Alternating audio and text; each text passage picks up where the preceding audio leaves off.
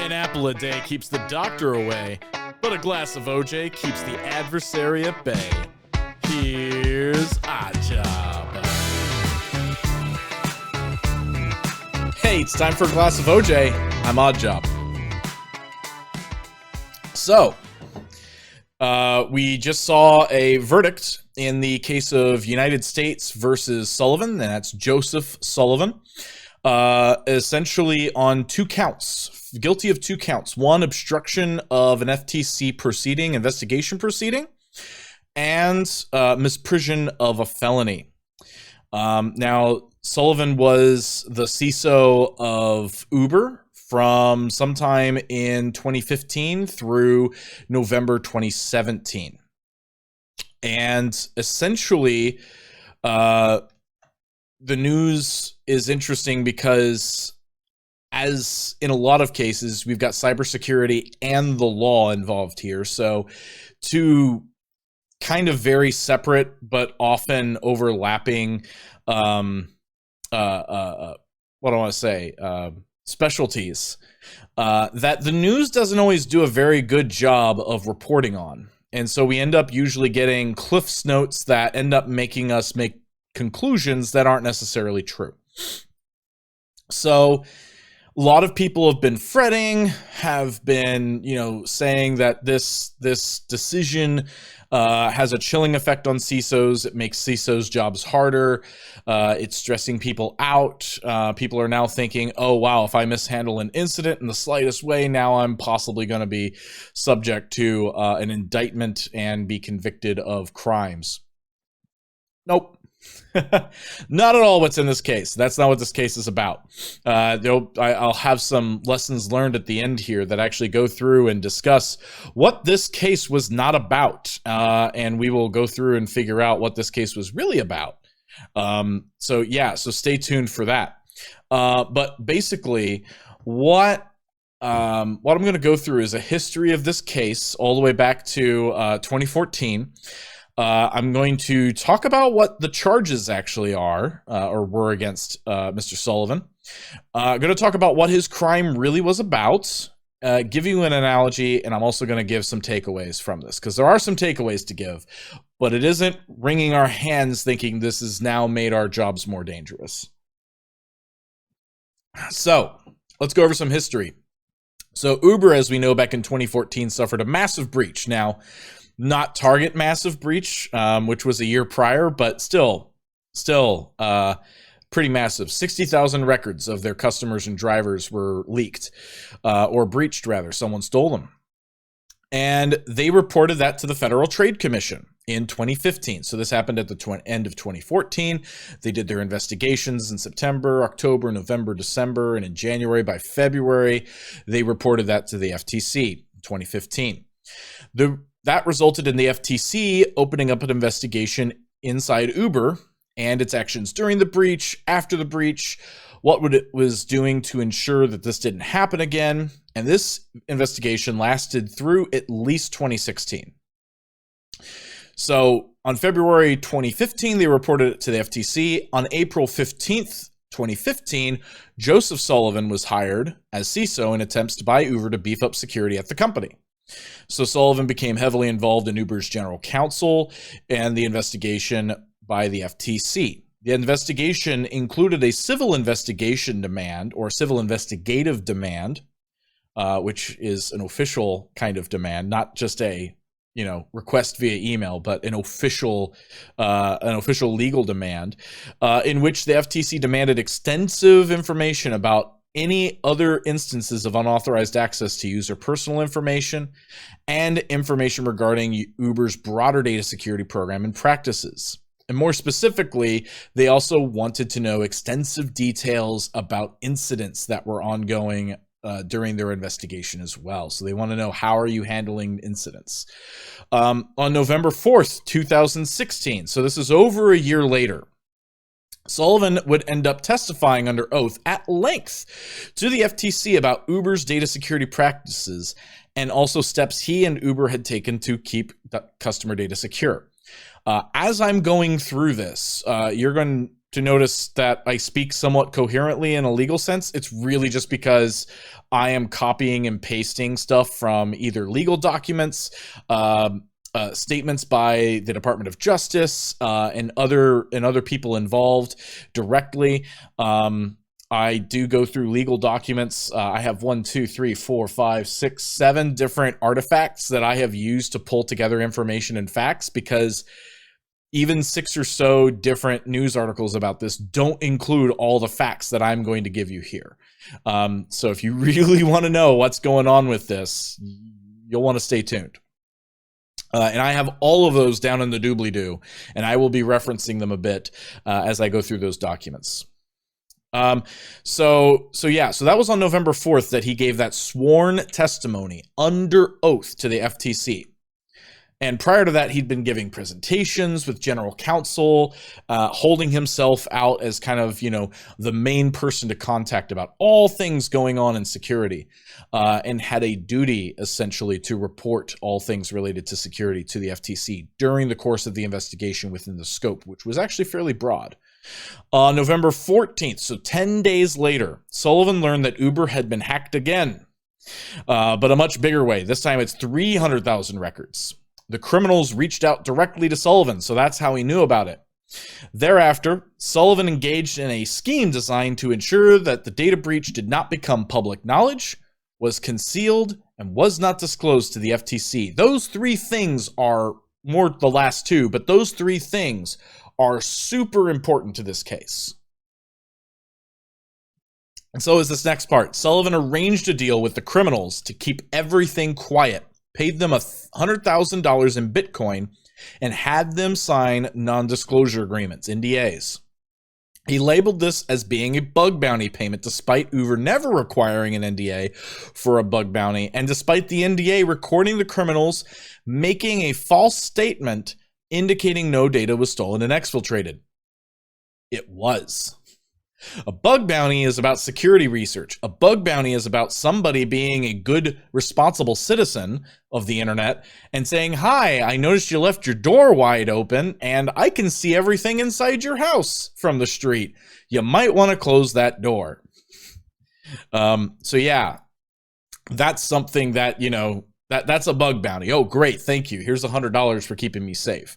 No, in this case, it's somebody broke into the house, stole a bunch of stuff, but because of embarrassment and wanting to not let anyone know about it, oh, here's $100,000 and we'll just tell everyone that you did us a solid by doing this.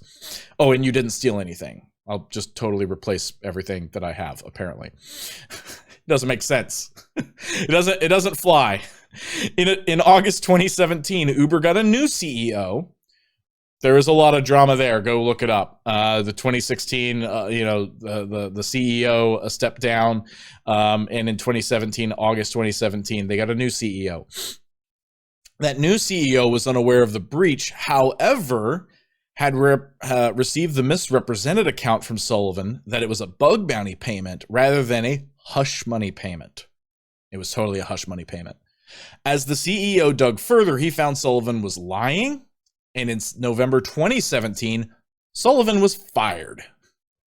So, yeah, the CEO then reported all of that to the FTC, and the criminal investigation began. So, first of all, there are 2 counts that are against Mr. Sullivan, or that were against Mr. Sullivan. So, in the indictment. So this is the indictment you can see down in the doobly-doo. There's introductory allegations, and then you can see where it starts saying count 1 underlined. So line 21. You see count 1, obstructions of proceedings before the Federal Trade Commission. So that's 18 USC 1505. And so basically he did corruptly influence, obstruct, and impede, and endeavor to influence, obstruct, and impede, and any applicable combination, the due and proper administration of the law under which a pending proceeding was being had before a department or agency of the United States, namely the FTC and its investigation into Uber's data security program and practices, all in violation of Title 18, United States Code, Section 1505.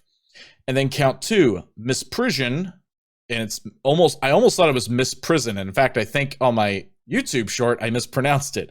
It's misprision. I've never heard of misprision before. And we'll get into why you've probably never heard of misprision before. Basically, Joseph Sullivan, having knowledge of the actual commission of a felony cognizable by a court of the United States, to wit, intentionally accessing a computer without authorization or exceeding authorized access, and thereby obtaining information from a protected computer in violation of it gives the code, and conspiracy to commit extortion involving computers in violation of it gives the code, and another code, did conceal the same, and did not as soon as possible make known the same to judge or to some judge or other person in civil or military authority under the United States, all in violation of Title 18, United States Code, Section 4. I read that out specifically because they lay out the case, and that was dated September 3rd, 2020. So they lay out this case to basically say everything that is needed to meet the level for misprision of a felony. So what is misprision? I think we all understand obstruction of proceedings before a Federal Trade Commission. As we go through, you'll see it's pretty clear he obstructed that investigation by not reporting the breach during the course of that investigation. That's a given. I mean, that should be very simple. If you're under investigation of the FTC and the FTC is literally saying you have to report to us, this is part of our civil or our what was it called? It was the civil demand, civil investigative demand.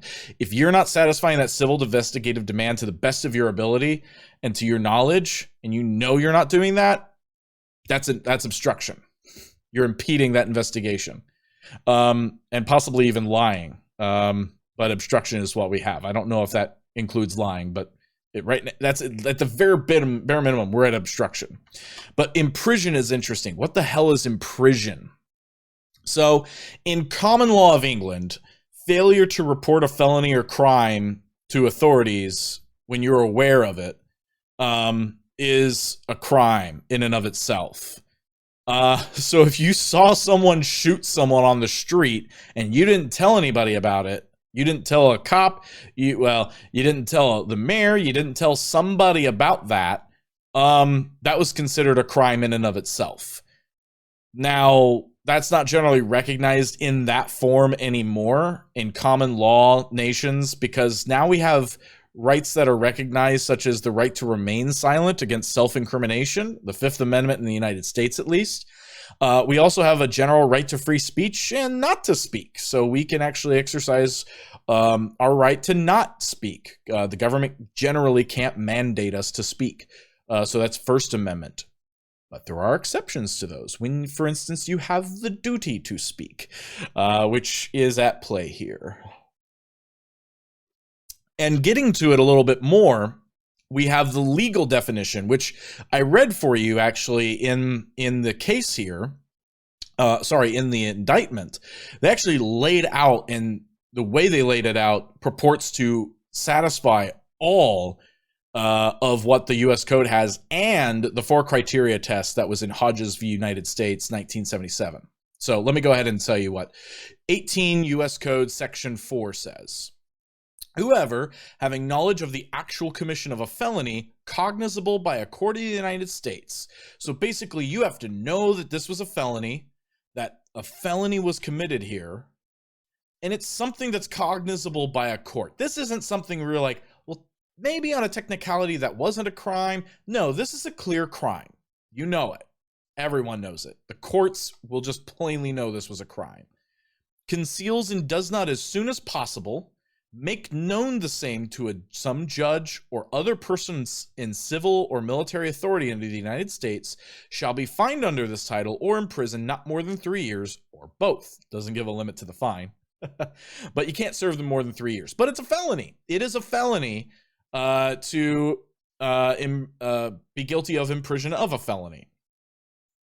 And it's interesting to see that you could actually make this crime known to some judge or other person in civil authority, or military authority. Seemingly, you could just go to the mayor and say, here was a crime I saw committed, and you now cannot be guilty of imprision of a felony. I just find that interesting.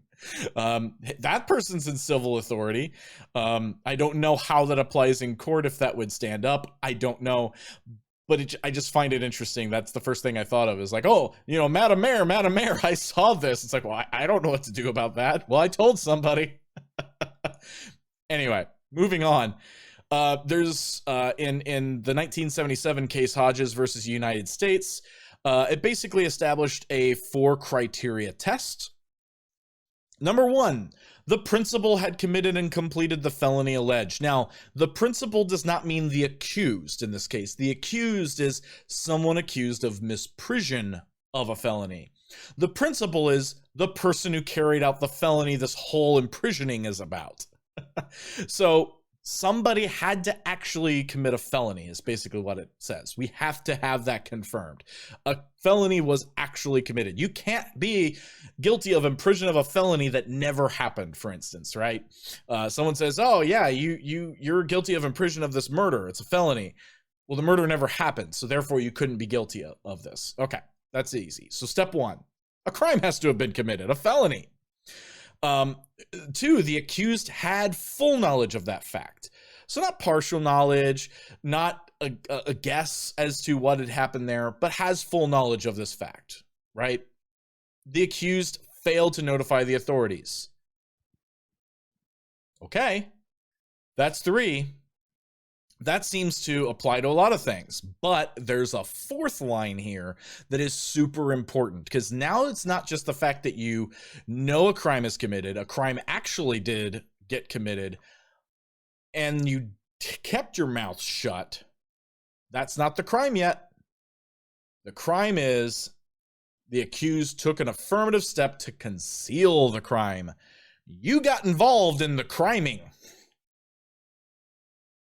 by concealing it. And it is not enough just to be quiet to conceal the crime in and of itself. Not a lawyer. Again, nothing I'm saying here is legal advice. Ponderings maybe, but not legal advice. If you think you're going to be found guilty of imprision of a felony, you need to go talk to a lawyer now. Don't be watching this video. Stop it and go somewhere else. I don't need your view in that case. Watch me later. But go talk to your lawyer, do whatever they say. So now that we have all of that, what was his crime besides the obstruction? Let's take a look here, because Sullivan was in a rare situation. Not every CISO finds themselves in the position where they're engaged with the FTC in an investigation which includes exclusive details about incidents and breaches since the last breach you just had in 2 years prior.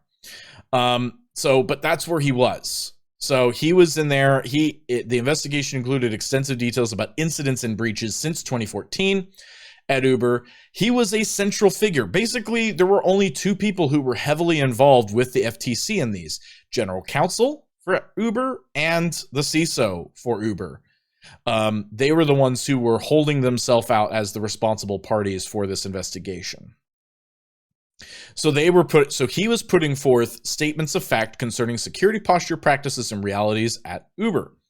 He ended up having more awareness and understanding that most of us ever hope to have about our duties to report during the course of the investigation about breaches or incidents of this kind.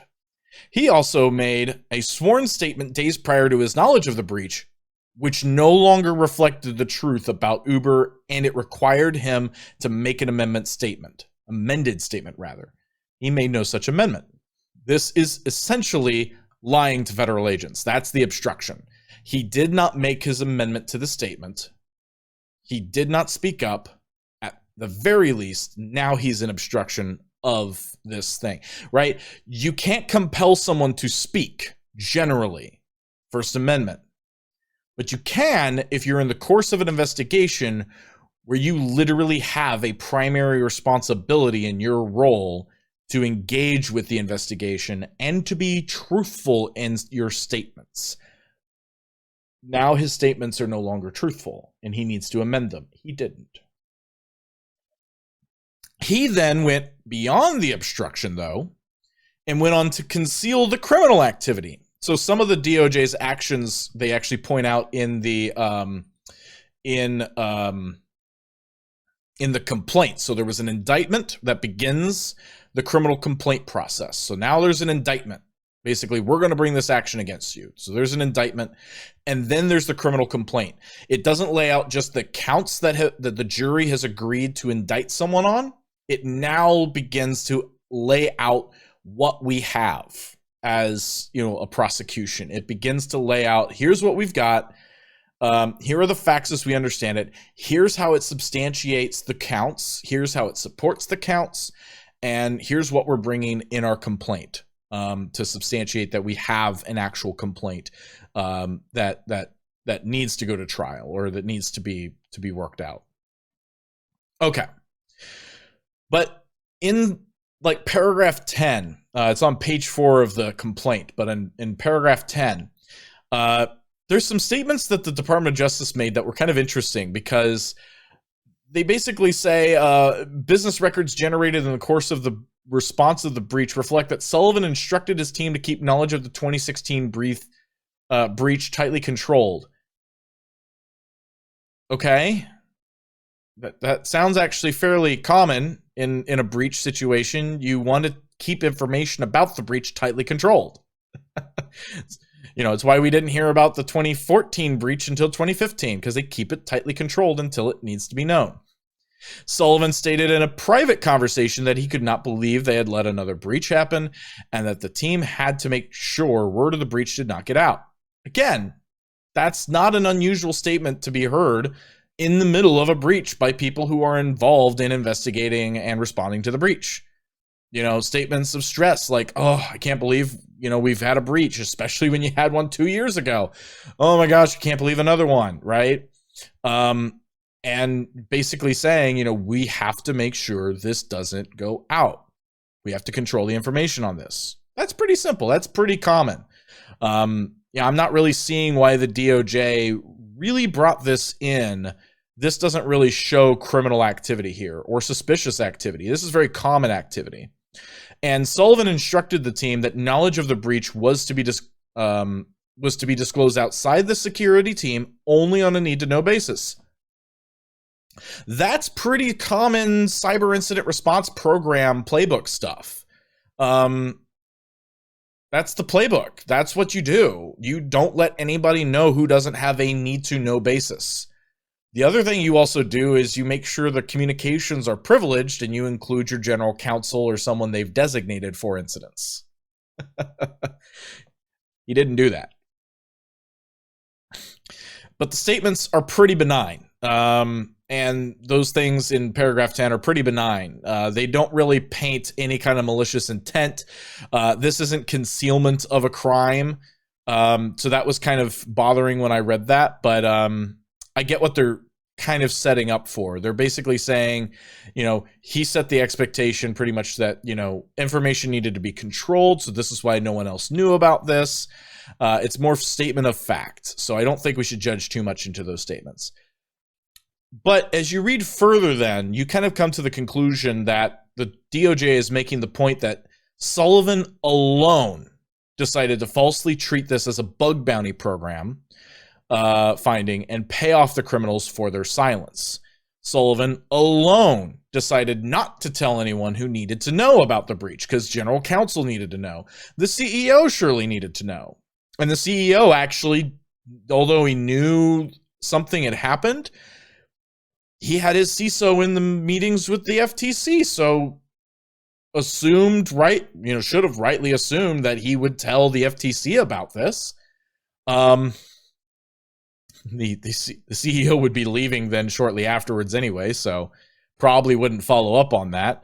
But yeah, so like the CEO also didn't know this whole payoff thing was going down. So they were unaware of that fact. They were unaware of the concealment of this crime. Sullivan alone chose to continue making statements and participate in sessions with the FTC in December 2016. So a few weeks after the breach, he learned about the breach and he had already started concealing and paying hush money and all this. Go to December 2016, he's back in a session with the FTC. Here's your golden opportunity. Tell them about the breach. It's a session in a it's a session in a scope of an investigation that literally involves you telling us about incidents, breaches, current state of security at Uber. And the DOJ was making claims that, he was touting the strength of the security plan and, the program, and that they were making great progress and things like that, and mentioned nothing about the breach.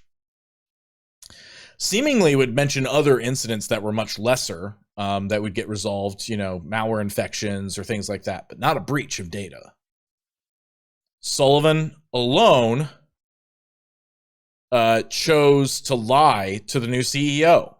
So when the new CEO came on, he chose to lie to that CEO and tell him this was a bug bounty. That's why we paid $100,000 in Bitcoin to these folks. At any point from November 2016 until his departure, aka firing, in November 2017, he could have spoken up, amended his statements, speak with general counsel, or done any number of things to correct the record or simply do his duty. He didn't, and that was his choice. Multiple choices, in fact. So let's make an analogy here. Imagine, so this is not going to be realistic at all, but imagine you just bought a home that had a murder committed in it. The police are still investigating the murder and come to look around the house again. While they're looking, you discover a murdered body in the coat closet from a different crime with the two criminals who killed them still there. You pay the criminals to stay quiet because you don't want to get involved with the cops, and they help you hide the body from the cops as they are elsewhere in the house. They leave, and the body is out of sight, and the officers never see the body or the evidence of the crime. You, however, made statements to the officers indicating you hadn't noticed anything suspicious or haven't seen any other murders in the house since. The cops leave, but later discover that there was a murder at the house and come back to find you covered it up. This is roughly a similar analogy. And although the analogy would likely involve being accessory to a crime as well as I described it, you would probably also get misprision of a felony as well. Because you knew the murder took place, failed to notify authorities who were readily available in investigating a similar crime, and you took affirmative steps to conceal the crime.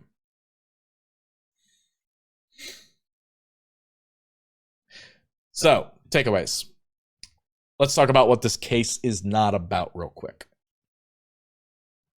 This is not a ruling, or rather a verdict, that should worry CISOs. This isn't a ruling about not reporting a breach quick enough. It's not about not reporting the breach to the right people within your company. Although technically he probably would have helped himself out a lot had he talked to general counsel. We'll have that in a takeaway here in a bit.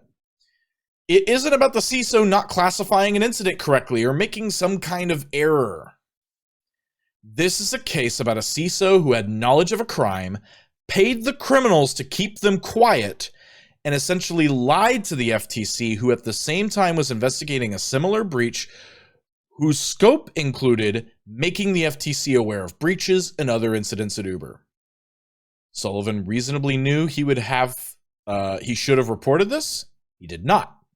Sullivan reasonably knew that making payments to the criminals to keep silent is really a crime or concealment of that crime. Sullivan reasonably knew he lied to his new CEO. Yet he did anyway. He chose to do those things. If you're a CISO who's worried about this case, you've either committed a crime like this or you don't understand what this case is about. And I think most of us, or at least a lot of us, until you've probably watched this video, we're in the latter rather than the former. Some other takeaways. Know your processes with general counsel regarding incidents.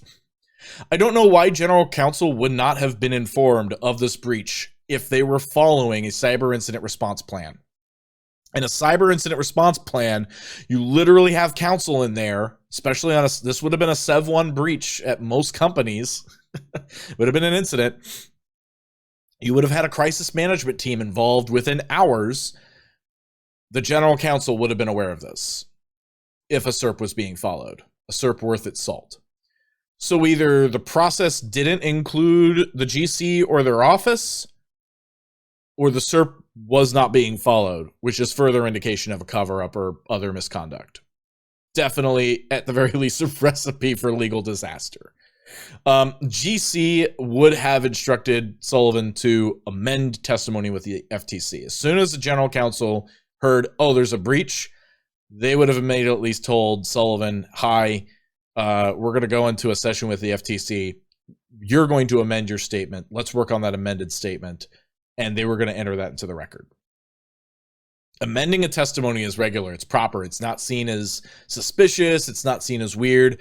In fact, in this case, under the investigation, it would have been considered highly appropriate. It would have been welcomed. It would have been, something for them to worry about, like, oh, wow, well, what else do we need to work on? But it would have been welcomed.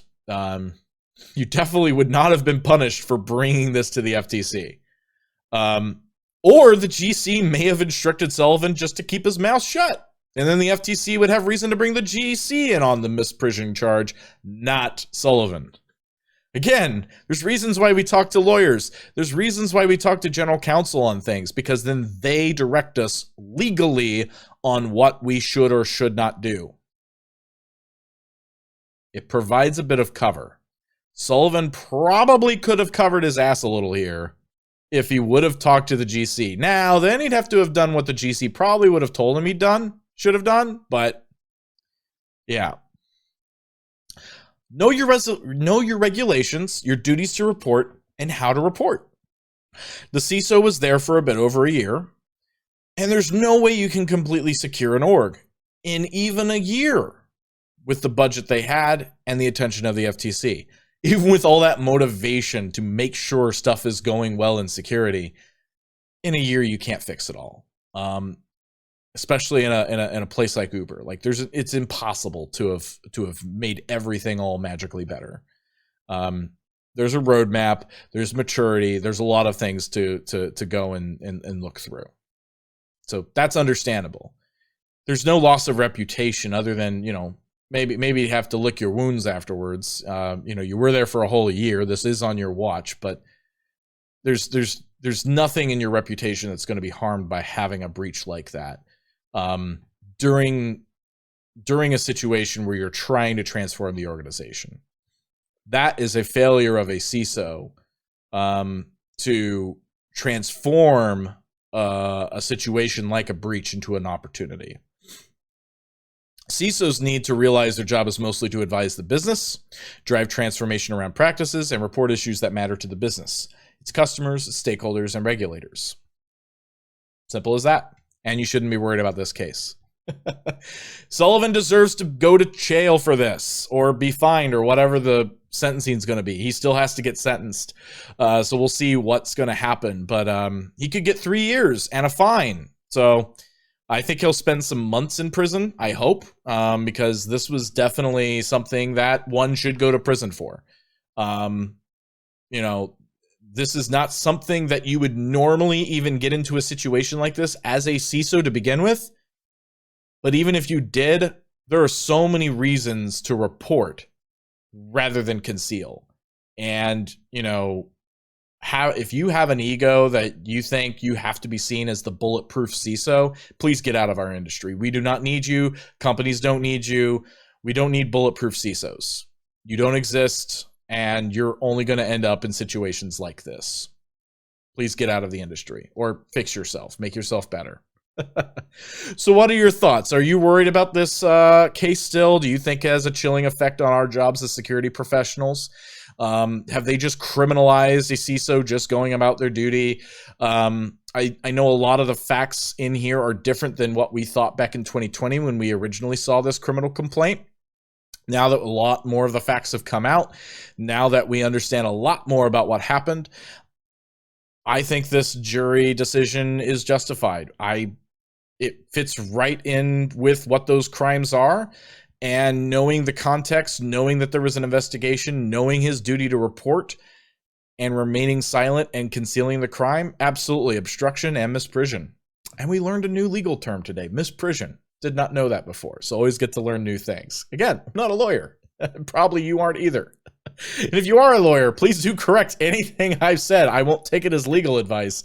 I like to learn more about what's being said here. I try not to say things that I don't know or don't understand. But tell me what you think. Are you still worried about this? Do you think he should have do you think he should have been found guilty? Do you think they should have indicted him? Tell me your thoughts in the comments. Find me on social media, get me on LinkedIn, and let's have a conversation. I'll see you in the next one.